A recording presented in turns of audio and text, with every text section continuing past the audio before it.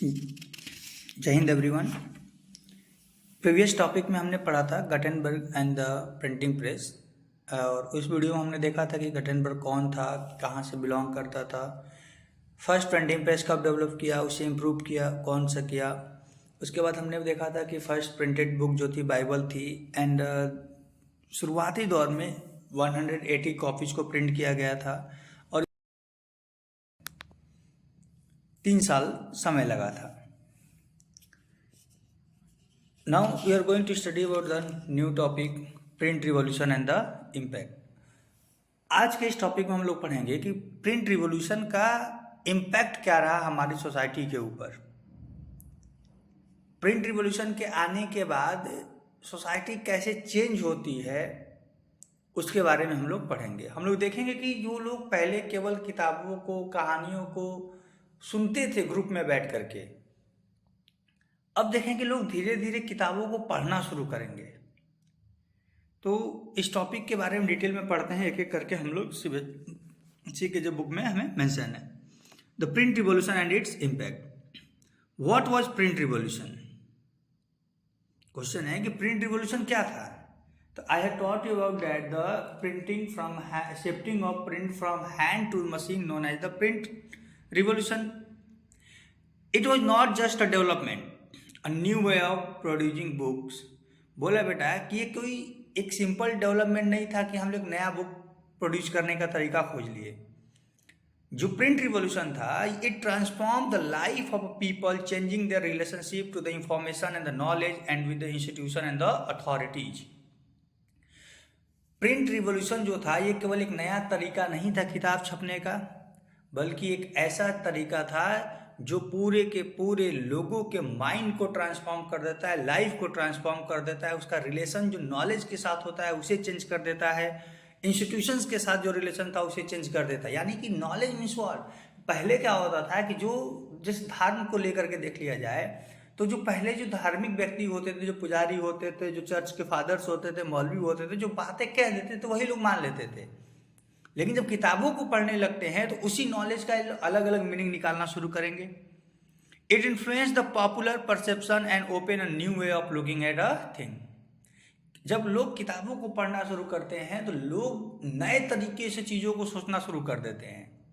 यानी वो लोगों के द्वारा कही गई बातों पे, सुनी गई बातों पे ही भरोसा नहीं करते हैं। जब वो पढ़ते हैं तो नए तरीकों से सोचना शुरू करते हैं, और सोचने के कारण क्या होता है कि उनका लाइफ स्टाइल चेंज होना शुरू हो जाता है। अब जैसे मान लो कि वो किसी रिलीजियस इंस्टीट्यूशन की बात करें तो हर एक धर्म में बहुत सारे आडंबर थे। जब लोग पढ़ते हैं तो कहते हैं तो हमारे कुरान में, हमारे गीता में, हमारे बाइबल में लिखा ही नहीं है। तो ऐसे बहुत सारी चीज़ें जो धारणाएं थी वो चेंज होना शुरू हो जाती हैं। Let us explore some of the the changes. अब बेटा ये 5 मार्क्स का क्वेश्चन देता है बोर्ड एग्जाम में। Explain the impact of a print revolution. तो इसका पहला पॉइंट क्या होगा? The impact of a print revolution is to create a new reading public in the society. Print revolution क्या करता है बेटा कि हमारे सोसाइटी में एक न्यू रीडिंग पब्लिक को जनरेट करता है, डेवलप करता है। देखो, with printing press a new reading public emerge. Printing reduce the cost of a book, the time and the labor required to produce each book comes down, and the multiple copies could be produced with a greater ease. Books flooded the market, reaching out to an ever-growing readership. मतलब with the printing press के आने के बाद क्या होता है कि एक न्यू रीडिंग पब्लिक इमर्ज करती है, एक न्यू पढ़ने वाले लोगों का ग्रुप डेवलप होता है। प्रिंटिंग के आने से क्या हुआ बेटा कि printing reduce the cost of a book, means जो कॉस्ट ऑफ प्रोडक्शन होता है किताब का वो कम हो जाता है। सब जैसे कि अगर हाथ से कोई लिखेगा तो कि किताब को लिखने में बहुत ज़्यादा दिन लग जाएगा, तो उसे कई सारे दिन के डेली वेजेस सैलरी देनी पड़ेगी, और तो उसमें मिस्टेक्स होने की प्रोबेबिलिटी होती थी। लेकिन the book which is produced by the machines are cheaper. एक साथ मशीन हजारों किताबों को पब्लिश कर सकती है, और हजारों किताबें बल्क अमाउंट में जब मशीन पब्लिश करेगा तो क्या फ़ायदा होगा कि जो कॉस्ट ऑफ प्रोडक्शन होगा वो कम हो जाएगा। जो टाइम लगता था बुक्स को हाथ से लिखने में, अब उससे कम समय लगने लगेगा। The time and the labour required to produce of each book came down. Time और लेबर वर्क दोनों कम हो जाते हैं।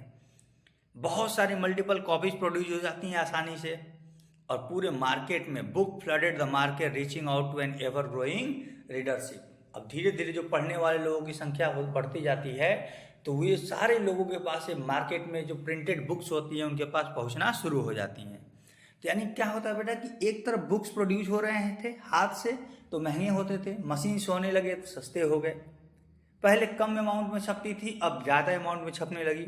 पढ़ने वाले लोगों की संख्या बढ़ा तो बुक्स जो मशीन से होता था लार्ज अमाउंट में प्रोड्यूस होने लगा। Access to the book created a new culture of reading. अब जब लोग बुक्स को जब एक्सेस करना शुरू करते हैं, जब लोगों के पास ये किताबें पहुंचना शुरू करती हैं, तो लोगों के बीच एक नया कल्चर डेवलप होता है रीडिंग का। क्या होता है बेटा? रीडिंग कल्चर डेवलप होता है। क्यों होता है? क्योंकि जो लार्ज अमाउंट में जो किताबें छपना शुरू होती हैं, अब वो लार्ज बल्क अमाउंट में लोगों के पास पहुंचना शुरू करती हैं। लाखों लोगों के पास किताबें पहुंचना शुरू की। अब लाख लोगों के पास किताबें पहुंचना जब शुरू होता है तो ये लोग पढ़ना शुरू करते हैं, तो एक न्यू रीडिंग ग्रुप डेवलप होता है। Earlier reading was restricted to the elites. लेकिन एक और रीजन था, पहले जो था कि जो रीडिंग करना था ये केवल अमीर लोगों को ही था, क्योंकि उस समय किताबें जो शुरुआती दौर में जो थी बहुत महंगी मिलती थी और केवल अमीर लोग ही अफोर्ड कर पाते थे उन किताबों को, तो उन किताबें सस्ती नहीं होती थी। गरीब लोग क्या महंगी किताबों खरीद पाएंगे? आज भी बहुत सारे लोग जो किताबों को नहीं खरीद पाते हैं। तो उस टाइम भी यही सेम कंडीशन था कि जो पुअर पीपल थे वो महंगी किताबों को नहीं खरीद पाते थे, जिसके कारण जो बुक्स वगैरह जो थे वो केवल अमीरों के पास होते थे और वही लोग पढ़ते थे। Common people lived in a world of oral culture. Common people oral culture में बिलीव करता था, ओरल कल्चर की दुनिया में जीता था। ओरल कल्चर का मतलब केवल और केवल वो ज्ञान को सुनता था दूसरों से। They don't know how to read a book. उनको किताब को पढ़ा कैसे जाए उनको आता ही नहीं था, तो वे क्या करते थे? वो कहानियों को सुनते थे या गुरु से या कोई नॉलेज या कोई लेक्चर दे रहा है उसको सुन करके बस सीख जाते थे। They heard the sacred text read out, ballad recited and the folk tale narrated. वो केवल और केवल जैसे धार्मिक ग्रंथ हो गया, रामायण हो गया, महाभारत हो गया, इनकी कहानियों को सुन करके याद कर लेते थे। पुराने जो बैलेट्स का मतलब होता है जो पुराने टाइम पे बेटा जो बहादुरी के किस्से कहानियाँ होती है गांव की, उसकी बात कर रहा है। फोक टेल्स की बात कर रहा है, तो स्टोरीज की बात कर रहा है। तो ये सारी चीज़ें जो थी, या तो स्टोरी किसी के कोई कह नरेट कर रहा है सुन लिए, या कहीं परफॉर्मेंस नुक्कड़ वगैरह होता था वो देख करके लोग याद रखते थे। पढ़ना सबके बस की बात नहीं थी। कई सारे रीजन्स थे, एक तो पढ़ना आता नहीं था और दूसरा ये था कि किताबें बहुत महंगी थी। लेकिन प्रिंटिंग प्रेस के आने के कारण क्या हुआ, अब लोग धीरे धीरे पढ़ना शुरू करते हैं। यहाँ तक क्लियर हो गया होगा मैं भी बेटा कि बस यहाँ पे यही याद रखना है कि शुरुआती दौर में जो रीडिंग कल्चर डेवलप नहीं था, ओरल कल्चर डेवलप था। लोग सुनते थे कहानियों को, रिलीजियस रिलेटेड कहानियों को, बहादुरी से रिलेटेड कहानियों को, पुराने जो स्टोरीज थी उनको परफॉर्मेंस के थ्रू देखते थे, नुक्कड़ नाटक वगैरह के थ्रू। लेकिन प्रिंटिंग प्रेस के आने के कारण क्या हुआ कि अब ये सारे लोग धीरे धीरे, जो लोग केवल ओरल कल्चर था, अब धीरे धीरे रीडिंग में कन्वर्ट होने लगा। People collectively heard a story और सॉ अ परफॉर्मेंस। अब ये जो स्टोरी क्या होता था, जैसे पहले के समय पे एक और बात याद रखना कि किताबें एक लोगों के पास होता था, किसी नुक्कड़ पे या किसी जहाँ पे चाय, किसी आज के समय पे जहाँ लोग इकट्ठा होते, चाय की दुकान पे, पान की दुकान पे खड़ा होकर के एक व्यक्ति क्या करता था, जोर जोर से पढ़ता था और बाकी से सारे के सारे लोग क्या करते थे, उस कहानी को, उस किताब को सुनते थे। As you will see in chapter 8, they did not read a book individually and silently. पहले क्या होता था, पहले के लोग किताबों को इंडिविजुअली नहीं पढ़ते थे या साइलेंटली नहीं पढ़ते थे। वो क्या करते थे, जोर जोर से पढ़ते थे ताकि बहुत सारे लोग क्या कर सके, उन किताबों को सुन सके, उस किताबों के बारे में जान सके। Before the age of print books, not only expensive but they could not be produced in sufficient number। बता चुके हैं बेटा ऐसा क्यों होता था कि लोग ग्रुप में बैठ के सुनते थे। तो कई सारे रीजन। एक रीजन क्या था बेटा कि लोग पढ़ना नहीं जानते थे। दूसरा रीजन क्या था कि सफिशिएंट अमाउंट्स में बुक पहुंच नहीं पाती थी जो लोग पढ़ना भी चाहते थे। तीसरा रीजन ये था कि किताबों के प्राइस बहुत ज़्यादा थे। तो याद रहेगा 3 रीजन कि people do not know how to read a book. The cost of book was very high, and the by hand printing cannot complete the demands of a growing population. Is that clear? Now books could reach out to the wider section of a people. लेकिन अब printing के आने के कारण क्या हुआ कि sufficient amounts में बुक पब्लिश होने लगे, और सफिशिएंट अमाउंट में बुक पब्लिश होने का फायदा ये हुआ कि large section of group of the people के पास ये सारे के सारे किताबें पहुंचना शुरू हो जाते हैं. If earlier there was a hearing public, now a reading public came into being. पहले क्या था बेटा कि केवल और केवल हियरिंग पब्लिक थे. हियरिंग पब्लिक मीन्स कि जो ऐसे पब्लिक जो केवल और केवल सुन रहे हैं. कोई एक पढ़ रहा है, 50 लोग बैठ के सुन रहे हैं, कोई नुक्कड़ नाटक चल रहा है, हजारों लोग बैठ के देख रहे हैं, जैसे रामायण का होता है, रामलीला होता है, तो हजारों लोग उसको देख के जानते हैं. लेकिन अब किताबें हर एक लोगों के पास पहुंचने लगा, क्योंकि किताबें सस्ती हो गई और लार्ज अमाउंट में छपने लगी. तो इसका रिजल्ट ये हुआ कि जो हियरिंग पब्लिक था, जो सुनने वाले लोग थे, now they become a reading public. यानी क्या हुआ बेटा, धीरे धीरे जो लोग केवल कहानियों को सुनते थे, अब वो धीरे धीरे क्या करने लगे कि वो पढ़ने लगे. But the transition was not so simple. क्या इतना आसान था? क्या ये इतना आसान था कि जो लोग कहानियों को सुन रहे हो और वो कहानी पढ़ने लगे, जो किताबों को सुन रहे हो किताबें पढ़ने लगे? ये इतना आसान नहीं होता है. इतना आसान क्यों नहीं होता है? क्योंकि अचानक से वो पढ़ना सीखेंगे कैसे? प्रॉब्लम तो सबसे बड़ी बात ये है कि जो लोग, the people who don't know how to read, suddenly they started reading. It is not possible. तो बेटा ये जो ट्रांजिशन क्या होता है कि जब एक पीरियड से दूसरे पीरियड में जाते हैं हम लोग, एक समय से जब दूसरे समय में जब एंटर करते हैं, तो जब एक समय खत्म होता है और दूसरा शुरू होता है, इसके बीच का जो टाइम होता है इसी को ट्रांजिशन पीरियड कहते हैं. यानी सपोज है जैसे बदलाव का समय होता है, जैसे हम लोग के क्लासेस चलती हैं, तो suppose that first period and हुआ, सेकेंड पीरियड शुरू. तो बेटा जो फर्स्ट पीरियड एंड होता है और सेकेंड पीरियड जब शुरू होता है, तो दोनों के बीच में टीचर जो क्लास को एक्सचेंज करते हैं, उसके बीच में जो समय मिलता है उसी को ट्रांजिशन पीरियड भी बोलते हैं. तो बोल रहा है कि जो अचानक से जो सुनने वाले लोग हैं ये पढ़ने लगते हैं. तो क्या ये सुनने वाले से पढ़ने वाले तक पहुंचने के बीच का टाइम बहुत आसान था? बिल्कुल नहीं. It was a very difficult time. Listen, book could be read only by the literate, and the rate of literacy in most European country were very low till the 20th century.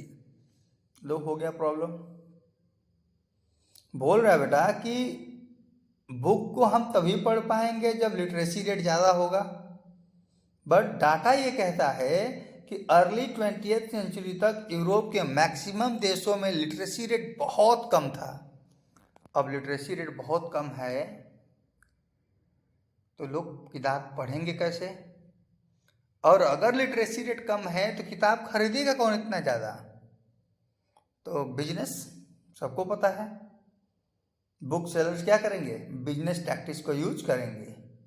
वो लोगों के needs को समझेंगे, लोगों की demand को समझेंगे और उनके डिमांड के अनुसार क्या करेंगे? प्रोडक्ट की सप्लाई करेंगे. जैसे मान लो किसान है, वो भले पढ़ना नहीं जानता हो, लेकिन एग्रीकल्चर से रिलेटेड 2-4 फोटो वाला किताब निकाल के दे दिया जाए और उसमें उससे प्रॉफिट उसको नजर में आए तो पक्का खरीदेगा. वुमेन जो है, खाना बनाने का सामान दे दो, तुरंत किताबें बिक जाएंगी. मेकअप का सामान से रिलेटेड किताबें को मार्केट में ला दो, तुरंत बिक जाएंगी.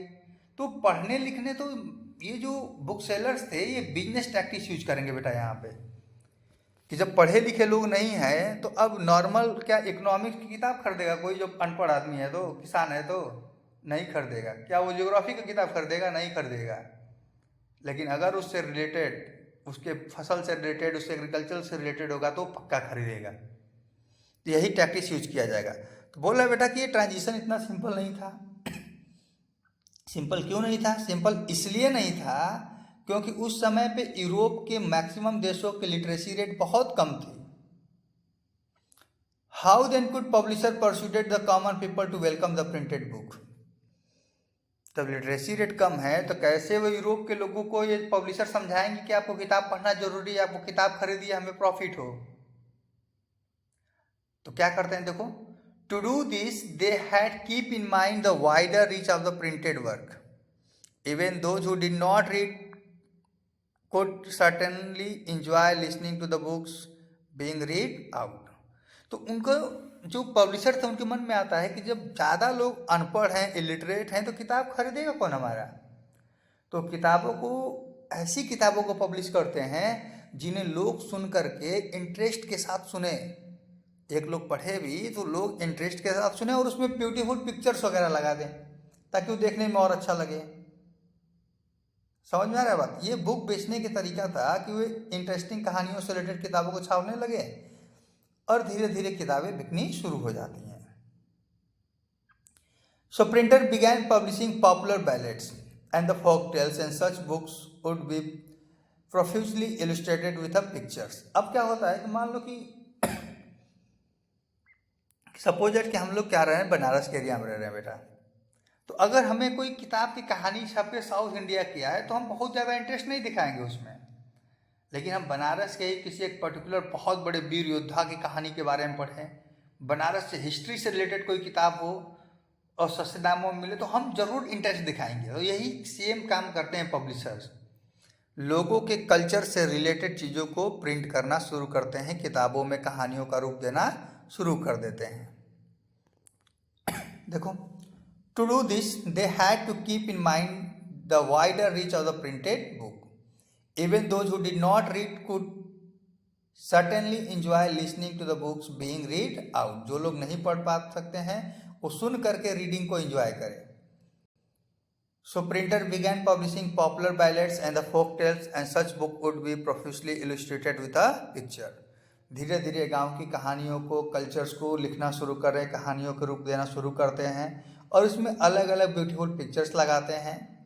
These were then sung and recited at gathering in a village and in a taverns in a towns. अब धीरे धीरे पॉपुलर जो कहानियाँ होती हैं, जो कविताएं होती हैं, धीरे धीरे गांव के अलग अलग जगहों पे लोग इसको गाना शुरू करते हैं, इसको पढ़ना शुरू करते हैं ताकि ज़्यादा से ज़्यादा लोग इन सब सारी चीज़ों के बारे में जान सके। टैवरन्स इन टाउन, टैवरन्स क्या होता है बेटा? टैवरन जो होता है ये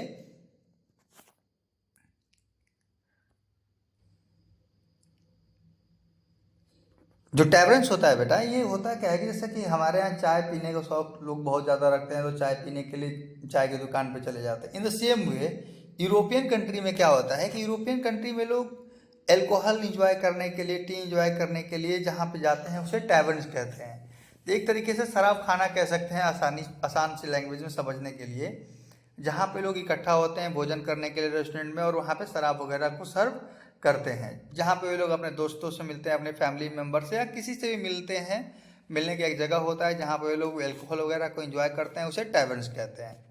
तो इन सारी जगहों पे क्या होता है कि भीड़ भाड़ वाली जगह, जैसे हमारे यहाँ चाय की दुकान पर हमेशा भीड़ लगा रहता है, पान की दुकान पर हमेशा भीड़ लगा रहेगा, उसी तरीके से यूरोपियन कंट्री जो टैवर्न्स होते हैं वहाँ पे परमानेंट भीड़ लगी होती है। तो वहाँ पे जो लोग थे वो लोग किताबों को लेकर के जाते हैं, पढ़ते हैं ताकि ज़्यादा से ज़्यादा लोग सुन सके। Oral culture thus enter the print and the printed material was originally transmitted. अब क्या हुआ बेटा कि ओरल कल्चर जो था अब धीरे धीरे वो प्रिंट कल्चर में आने लगा। यानी कि जैसे सपोज जो पुरानी कहानियाँ थी जो दादी नानी सुनाती थी तो वो ओरल कल्चर था, लेकिन प्रिंट के आने के बाद क्या हुआ कि उस दादी और नानी की कहानियों को, पुराने बैलेट्स को, वीरता की कहानियों को अब धीरे धीरे जो केवल ओरली ट्रांसमिट होता था उसे लिखा जाने लगा, प्रिंट होने लगा। और प्रिंट होकर के जब आया तब उसे लोग पढ़ करके फिर से लोगों तक पहुंचाने लगे। यानी यहाँ पे क्या हुआ बेटा कि ओरल कल्चर जो है प्रिंट कल्चर में आया और प्रिंट कल्चर को ओरली ट्रांसमिट किया जाने लगा लोगों के पास। यानी पहले क्या होता था कि जैसे मान लो कि कोई स्टोरी है या कोई कथा है तो कोई एक व्यक्ति कहता था, दो चार लोग सुने और वहीं दो चार लोग सुन करके भूल गए, तो केवल ओरली होता था। तो ये सब ओरल चीज़ें थी। लेकिन प्रिंट के आने के बाद क्या हुआ कि जो ओरल उसे प्रिंटेड फॉर्म में लेके आया जाने लगा। और प्रिंटेड फॉर्म में जब आने लगा तो धीरे धीरे लोग क्या हुआ कि एक विचार जो थे, एक आइडिया जो है, 1000 किताब छपा मान लो एक आइडिया पे। अब उन 1000 किताबों को लेकर के जो लोग थे धीरे धीरे ओरली लोगों तक पहुंचाने लगे पढ़ पढ़ के, क्योंकि लिटरेसी रेट कम है, कम ही लोग पढ़ना जानते हैं। जो लोग पढ़ना जानते हैं किताबों को खरीद के लोगों को पढ़ करके सुनाते थे। The line date separated the oral and the reading culture become blur. यानी पहले जो था कि कुछ लोग ही पढ़ना जानते थे, बाकी लोग सुनते थे, तो ये गैप बहुत ज़्यादा था। सुनने वाले ज़्यादा लोग थे और पढ़ने वाले बहुत कम लोग थे। लेकिन प्रिंट के आने के बाद क्या हुआ कि ये जो ओरल कल्चर है और जो प्रिंट रीडिंग कल्चर है, ओरल और रीडिंग कल्चर के बीच जो गैप है वो क्या होता है, ब्लर, अप्रॉक्स खत्म हो जाता है, केवल धुंधला नॉर्मल सा दिखाई देता है। यानी क्या हुआ कि जो ओरल कल्चर था अब धीरे धीरे प्रिंट कल्चर में आना शुरू होता है, लोग धीरे धीरे रीडिंग कल्चर को अडॉप्ट कर लेते हैं। यानी लोग जो नहीं भी पढ़ पाते तो धीरे धीरे पढ़ना सीख जाते हैं। And the hearing public and the reading public become intermingle. यानी जो हियरिंग, जो लोग केवल सुनते थे, और जो लोग पब्लिकली रीड करते थे, ये दोनों आपस में मिल जाते हैं। Any doubt? तो आज ही हमने क्या पढ़ा बेटा कि आज हमने पढ़ा कि impact of a print revolution. तो पहला इम्पैक्ट क्या हुआ बेटा कि न्यू रीडिंग पब्लिक डेवलप हुआ।